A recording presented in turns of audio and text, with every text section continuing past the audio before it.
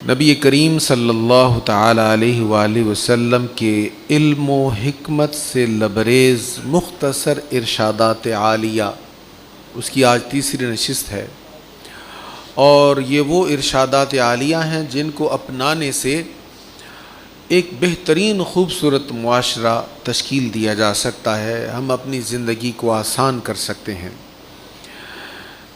کریم آقا صلی اللہ تعالیٰ علیہ وآلہ وسلم نے فرمایا آتُ الاجیر اجرہ قبل ان یجف عرقہ۔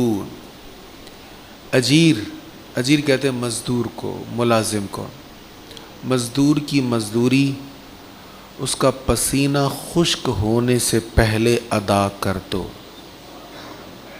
یہ نہ کرو کہ بھئی کل آنا، ذہن میں یہ ہو کہ اس کے پیسے نیچے رکھیں گے تو کل ٹائم پہ آئے گا، یا نیچے پیسے رکھیں گے تو کہنا مانے گا۔ بلیک میل نہیں کرنا، بلکہ اس کا پسینہ خشک ہونے سے پہلے اس کی اجرت ادا کرو۔ ایک اور بڑا اہم ارشاد ہے، بڑا ہی خوبصورت ارشاد۔ اس طرح اگر ہم سوچنے لگ جائیں، ہمارے گھر، خاندان، معاشرے، ہر چیز میں حسن آ جائے۔ فرمایا لا یؤمن احدکم، تم میں سے کوئی ایک بھی اس وقت تک مومن نہیں ہو سکتا حتی یحب لأخیہ ما یحب لنفسہ، جب تک وہ جو اپنے لیے پسند نہیں کرتا اپنے بھائی کے لیے بھی پسند نہ کرے۔ جو اپنے لیے پسند کرتا ہے وہی اپنے بھائی کے لیے پسند کرے۔ کچھ بھی جب کسی کے ساتھ معاملہ ہم کریں تو ہمارے ذہن میں یہ ہونا چاہیے کہ جو ہم اس کے ساتھ کر رہے ہیں اگر کوئی ہمارے ساتھ کرے تو کیسا ہوگا۔ تو فرمایا یہ سچا مومن بننے کا بہترین نسخہ ہے، تم وہ اپنے بھائی کے لیے پسند کرو جو تم اپنے لیے پسند کرتے ہو۔ فرمایا من یسر علی معسر یسر اللہ علیہ فی الدنیا والآخرہ، جو کسی تنگ دست کے لیے آسانی پیدا کرے۔ کس کے لیے آسانی؟ تنگ دست کے لیے۔ ہمارے ہاں ہوتا ہی ہم تگڑے کے لیے آسانیاں پیدا کرتے ہیں، جو پہلے دبا ہو اس کو اور دباتے ہیں۔ ذہن میں یہ ہوتا ہے اس کو تو دبا سکتے ہیں، یہ تو دب رہا ہے اور دبا لو۔ فرمایا جو کسی تنگ دست کے لیے آسانی پیدا کرے، اللہ پاک اس کے لیے دنیا میں بھی آسانی کرے گا، آخرت میں بھی آسانی کرے گا۔ اگر کبھی موقع ملے، اللہ تعالیٰ توفیق دے، کسی ماڑے بندے کے ساتھ بھلائی کا موقع ملے تو دل میں نیت یہ رکھنا کہ میں نے رب کی رضا لینی ہے، اس سے کوئی مہربانی کی توقع نہیں کرنی، اس سے ایسا بہیو نہیں کرنا کہ وہ اچھا رسپانس دے آپ کو، بس یہ نیت رکھنی رب کے لیے کرنا۔ اگر یہ نیت ہو گئی انشاءاللہ اللہ کریم دنیا میں بھی آسانی عطا فرمائے گا، آخرت میں بھی آسانی عطا فرمائے گا۔ ایک مقام پر فرمایا جو اپنے کسی بھائی کی ضرورت کے لیے اس کے ساتھ جائے حتیٰ کہ اس کی ضرورت پوری کر دے، یعنی چل کر گیا ہے نا، کسی کی ضرورت پوری کرنے کے لیے چل کر گیا ہے۔ فرمایا اللہ تعالیٰ پل صراط پر اس کو ثابت قدم رکھے گا۔ جس روز لوگ ڈگمگا رہے ہوں گے یہ ثابت قدمی سے جنت کی طرف چلا جائے گا۔ پھر ارشاد فرمایا اتقی دعوت المظلوم، بڑا اہم ارشاد ہے۔ فرمایا مظلوم کی بد دعا سے بچو، ڈرو بچو مظلوم کی بد دعا سے، کیونکہ اس کی دعا اور اللہ کے درمیان کوئی رکاوٹ نہیں ہے۔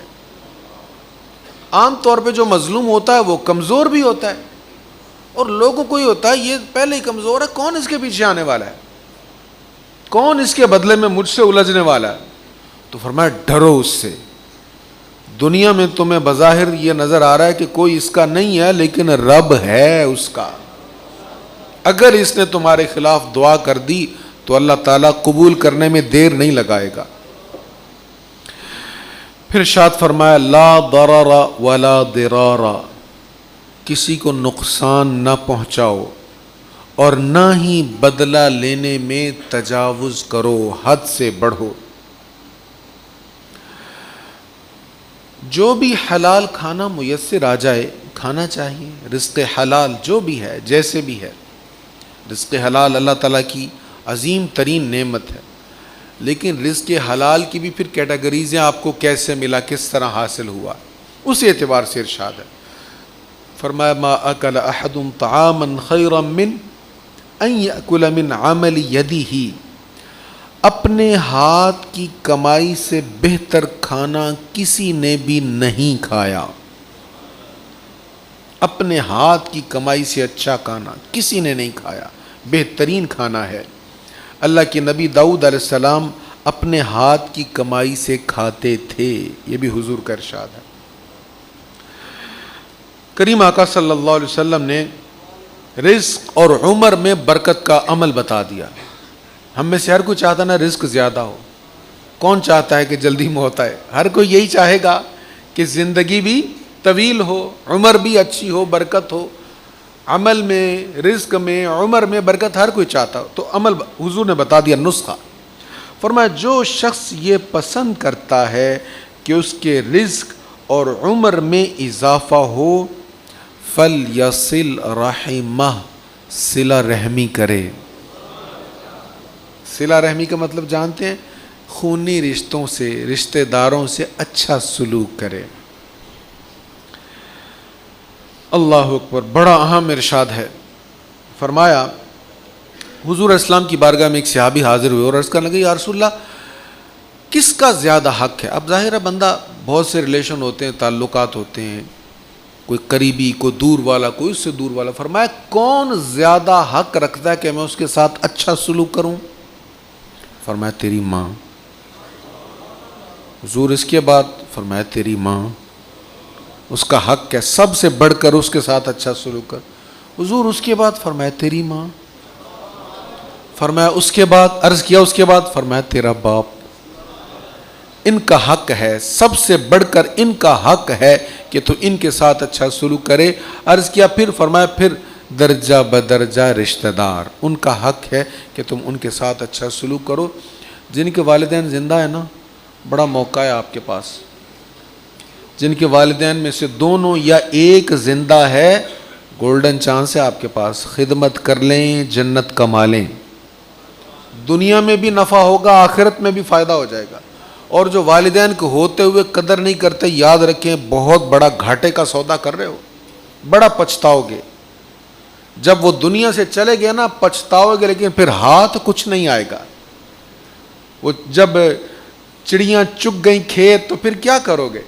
جو بھی کر لو گے کچھ فائدہ نہیں۔ اس لیے خوش نصیب وہ ہے، دانا وہ ہے، سمجھدار وہ ہے جو والدین کی حیات میں ان کی قدر کر لیتے ہیں، ان کی خدمت کر لیتے ہیں۔ فرمایا من ترکہ الناس اتقاء شرہ، یعنی اللہ کے نزدیک بدترین حیثیت کا حامل وہ بندہ ہے، برا ترین بندہ، بہت برا بندہ اللہ کے نزدیک کون ہے؟ وہ جس کی بد سلوکی سے بچنے کے لیے لوگ اس سے ملنا چھوڑ دیں۔ یار جب بھی ملتے ہیں گالیاں نکالتا ہے، جب بھی اس کے پاس جاتے ہیں جھگڑنے کو آتا ہے، جب بھی اس کے پاس جائیں جلی کٹی سناتا ہے۔ اس وجہ سے اگر لوگ ملنا چھوڑ دیں تو وہ بندہ یاد رکھے یہ اللہ کو وہ پسند نہیں ہے۔ جب کوئی ملنے کے لیے آئے اس کے ساتھ رویہ اچھا ہونا چاہیے، سلوک اچھا ہونا چاہیے۔ نبی پاک صلی اللہ تعالیٰ علیہ وآلہ وسلم نے جہاں کمزوروں پر شفقت کا حکم فرمایا، وہاں ان لوگوں پر بھی نرمی کا حکم فرمایا جنہوں نے آپ سے قرض لیا ہے، جو مجبور ہیں، پیسے لوٹا نہیں سکتے۔ حضور علیہ السلام نے ایک شخص کا واقعہ سنایا، فرمایا ایک شخص لوگوں کو قرض دیا کرتا تھا اور اپنے ملازم سے کہتا تھا کہ جب تم واپس لینے کے لیے جاؤ پیسے تو جو بندہ کمزور ہے، تنگ دست ہے، نہیں ادا کر سکتا، اس پر ذرا نرمی کیا کرو۔ کیوں نرمی کیا کرو؟ اللہ اکبر۔ وہ کہتا تھا فتجاوز عنہ لعل اللہ ان یتجاوز عنا، تم اس سے نرمی کیا کرو، ہو سکتا ہے اس کی برکت سے اللہ ہم پر بھی نرمی کر دے۔ قیامت کے دن تو اسی کے اختیار میں ہوگا نا سب کچھ، وہ نرمی کرتا ہے یا گرفت فرماتا ہے۔ اس کی پکڑ بڑی شدید ہے، ان بطش ربک لشدید، اس کی پکڑ بڑی سخت ہے. تو فرمایا تم نرمی، اس نے کہا تم نرمی کیا کرو، شاید اللہ ہم پر نرمی کر دے. تو کریم آقا صلی اللہ علیہ وسلم نے فرمایا فلق اللہ، جب وہ اللہ سے ملا یعنی اس کا وصال ہو گیا، اللہ کی بارگاہ میں ہو گیا، فتجاوز، تو اللہ نے بھی اس سے درگزر کر دیا کہ تو میرے بندوں سے درگزر کرتا تھا، میری خاطر جا میں تجھ سے درگزر کرتا ہوں. اللہ اکبر.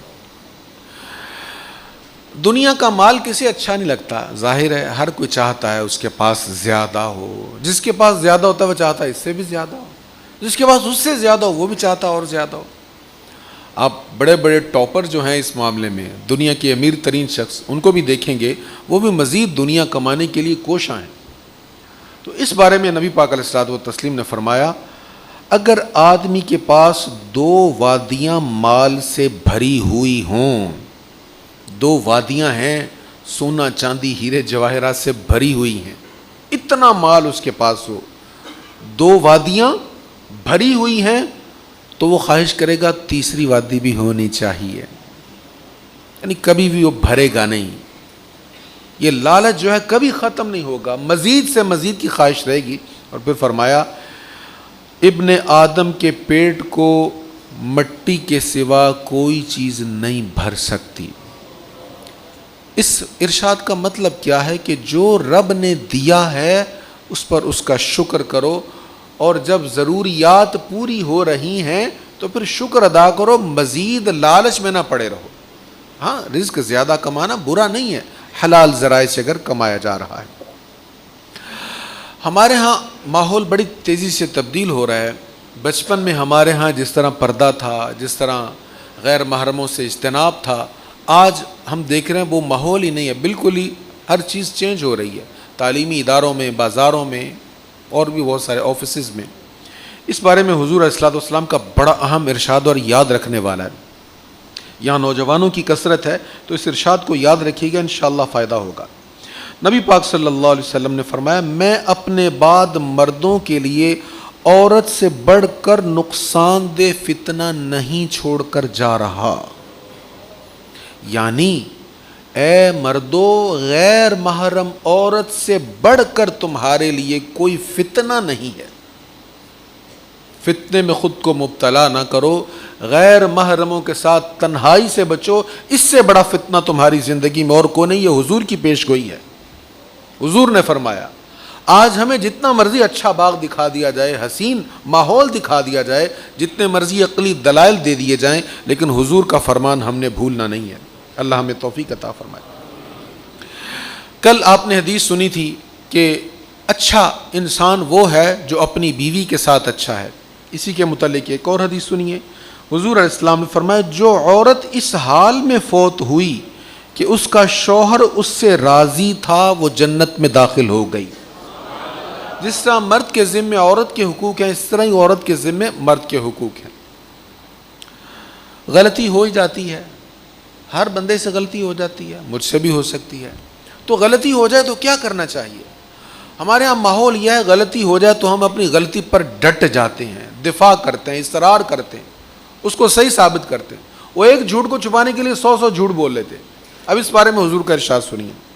فرمایا کل بنی آدم خطاء، ہر انسان، ہر بنی آدم سے خطا ہو جاتی ہے، غلطی ہو جاتی ہے.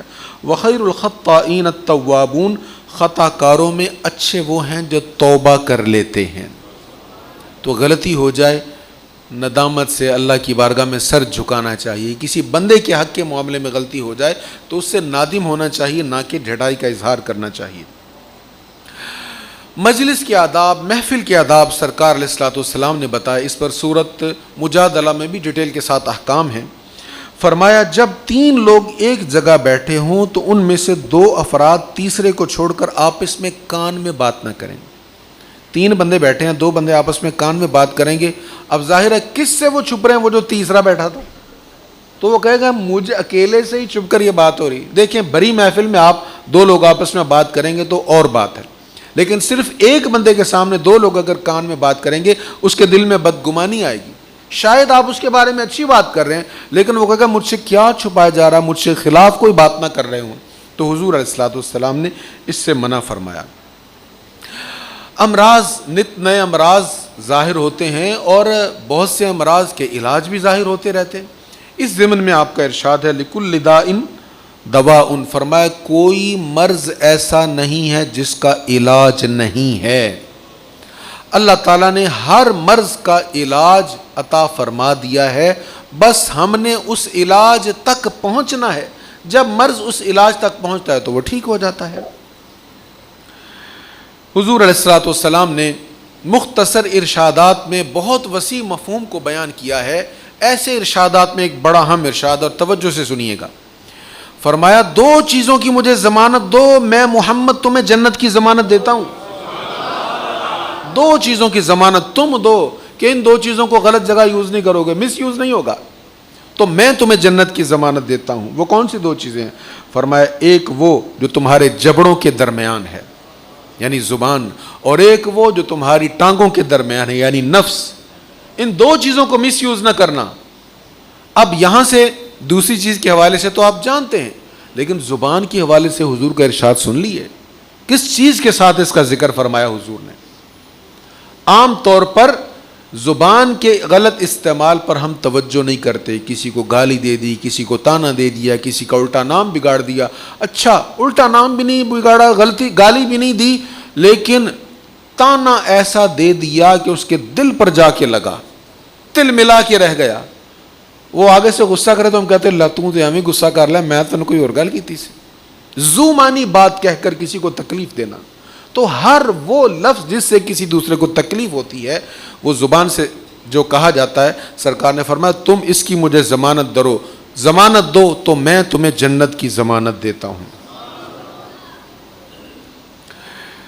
سرکار صلی اللہ تعالی علیہ وآلہ وسلم نے اس بات کی طرف توجہ دلائی کہ علم حاصل کرو۔ پہلا جو حکم نازل ہوا، پہلا لفظ جو حضور کے قلب اطہر پر اترا وہ اقرا تھا، پڑھو۔ فرمایا علم حاصل کرنا ہر مسلمان پر فرض ہے، ہر کسی پر فرض ہے کہ وہ علم حاصل کرے۔ ہمارے یہاں عام طور پر والدین کی جب حقوق کی بات ہوتی ہے تو لوگ سمجھتے ہیں بس والدہ ہی کا حق ہے، اسی کی خدمت کرنی چاہیے۔ باپ کا بھی بڑا حق ہے، اس کی بھی بڑی شان ہے۔ فرمایا رب تعالیٰ کی رضا والد کی رضامندی میں ہے، اور رب تعالیٰ کی ناراضگی والد کی ناراضگی میں ہے۔ باپ کا بھی بڑا حق ہے۔ کچھ معاملات میں ماں کا حق باپ سے زیادہ، اور کچھ معاملات میں باپ کا حق ماں سے زیادہ ہے۔ ہمارے یہاں اکثر لکھا ہوتا ہے ماں کی دعا جنت کی ہوا لکھا ہوتا ہے، لیکن یقین فرمائیں احادیث میں جو باپ کی دعا کا درجہ وہ ماں کا نہیں ہے۔ فرمایا باپ اگر ناراض ہو جائے تو باپ کی دعا بیٹے کے حق میں رد نہیں ہوتی۔ 3 دعائیں حضور نے ارشاد فرمائی، مسافر کی دعا، مظلوم کی دعا اور باپ کی دعا۔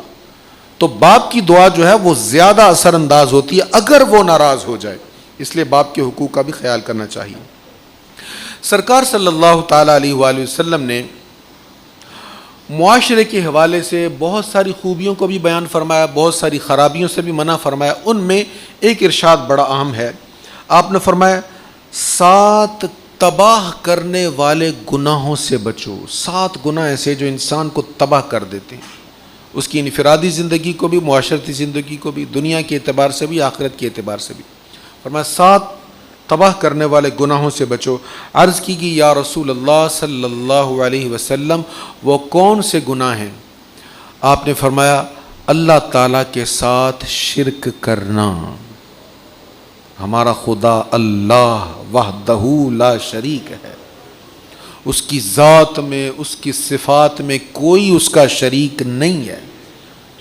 فرمایا بڑا تباہ کرنے والا گناہ کیا ہے؟ اللہ کے ساتھ شرک کرنا۔ دوسرا جادو کرنا۔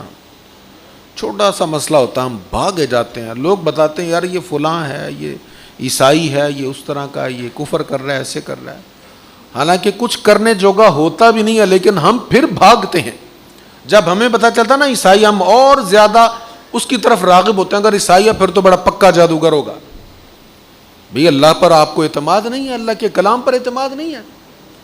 خدا کی قسم کروڑوں جادوگر مل جائیں، اگر اللہ چاہتا ہے کہ آپ کو نقصان نہ پہنچے تو نہیں پہنچ سکتا۔ اس لیے مسلمان کو اللہ تعالیٰ کی ذات پر اعتماد کرنا چاہیے۔ تیسرے نمبر پر فرمایا کسی شخص کو ناحق قتل کرنا، یہ بھی بہت بڑا گناہ ہے اور تباہ کر دینے والا گناہ ہے۔ اللہ نہ کرے کبھی بھی ہم میں سے کوئی قتل کرنے والا ہو، اللہ ہمیں ایسے برے عمل سے بچائے، ہمیں امن والا بنائے، امن دینے والا بنائے۔ پر یاد رکھیں قاتل کی حمایت بھی قتل کے گناہ میں شریک کر دیتی ہے۔ ہم میں سے بہت اچھے سلیم الطبع امن والے لوگ بھی قاتل کے طرفدار ہو جاتے ہیں، قاتل کی حمایت کر لیتے ہیں۔ اس لیے یاد رکھیں قاتل کی طرفداری بھی گناہ میں شریک ہونے والی بات ہے۔ اللہ کریم محفوظ فرمائے۔ پھر ارشاد فرمایا یتیم کا مال کھانا بہت بڑا جرم ہے۔ آج عام ہے، موقع ملے صحیح تو کئی بہانے، کئی طریقے تراشے جاتے ہیں جس سے یتیم کے مال کو نقصان پہنچایا جا سکے۔ پھر آگے فرمایا تباہ کرنے والے گناہوں میں سے کیا گناہ ہے؟ سود کھانا۔ سود کھانا بڑا عام ہے۔ ہمارے یہاں ایک کہاوت ہے، کان ادھر سے پکڑو تو بھی کان ہے، ادھر سے پکڑو تو بھی کان ہے۔ تو ہم بڑا گھوم گھام کے پیچھے سے لا کے ہم پکڑتے ہیں اور کہتے ہیں یہ سود نہیں ہے۔ نام بدلنے سے کوئی چیز تو نہیں بدل جائے گی نا۔ آپ زیبرا کو گدھا کہیں گے تو وہ بن تو نہیں جائے گا نا۔ تو نام بدلنے سے ہم سمجھتے ہیں کہ شاید یہ سود نہیں۔ اس معاملے میں بڑی احتیاط رکھیں۔ کوئی پالیسی آپ کے پاس ہے، آپ کو چاہیے، آپ کو بینک والے تو کہیں گے بھئی اس میں سود نہیں ہے، لیکن آپ علماء کے پاس وہ پالیسی لے کر جائیں، جا کر دکھائیں اور اپروو کروائیں۔ اگر واقعی اس میں سود نہیں ہے تو ضرور کیجئے، بہت سارے بینک ایسا کام کر رہے ہیں، لیکن سود والا معاملہ ہے بڑا سنگین، لہٰذا اس سے بچنا چاہیے۔ بڑے جرائم میں سے فرمایا جنگ کے دن میدان جنگ سے بھاگنا۔ اللہ اکبر، یہ تو بہت بڑا جرم تھا، بہت بڑا جرم تھا، لیکن بھاگ گئے۔ بڑے بڑے طاقتور ممالک بھاگ گئے۔ اللہ تعالیٰ اس امت پر کرم فرمائے، یہ امت متحد ہو اور اپنے مظلوم بھائیوں کی مدد کی توفیق انہیں نصیب ہو، اور غیرت اور حمیت جاگے، اور ہمیں احساس ہو کہ ہزاروں مسلمان شہید ہو گئے اور ہمارے کان پر جوں بھی نہیں ریکی۔ اللہ اکبر۔ پھر حضور علیہ الصلوۃ والسلام نے 7 بڑے جرائم میں، بڑے گناہوں میں آخر پر جو چیز بیان فرمائی بڑی اہم ہے۔ فرمایا پاک دامن اور بھولی بالی مومن عورتوں پر تہمت لگانا۔ ہم کہتے ہیں یار میں تو چال دے کر پہچان لیتا ہوں، میری تو آنکھ میں وہ ہے، فلاں بال ہے، کیا کیا ہے کیا نہیں ہے۔ تو محض کسی کو دیکھ کر اندازے لگانا اور نتیجے نکالنا، اس سے سرکار کریم علیہ السلام نے منع فرمایا۔ یاد رکھیں قرآن نے بیان کیا ہے، جو کسی پر زنا کی تہمت لگاتا اس کو کوڑے بھی مارے جائیں گے اور کبھی بھی اس کی گواہی کو قبول نہیں کیا جائے گا، یہ جھوٹا آدمی ہے، اس نے کسی پر زنا کی تہمت لگائی تھی۔ اس معاملے میں بڑے محتاط رہنا چاہیے۔ اللہ تعالی ہمارے معاشرے کو حسین بنائے، ہمیں حضور صلی اللہ تعالی علیہ وآلہ وسلم کی حسین تعلیمات پر عمل کی توفیق نصیب فرمائے، اور سرکار کریم علیہ الصلاۃ والتسلیم کا حب، آپ کی محبت ہمیں نصیب فرمائے۔ وآخر دعوانا الحمد للہ رب العالمین۔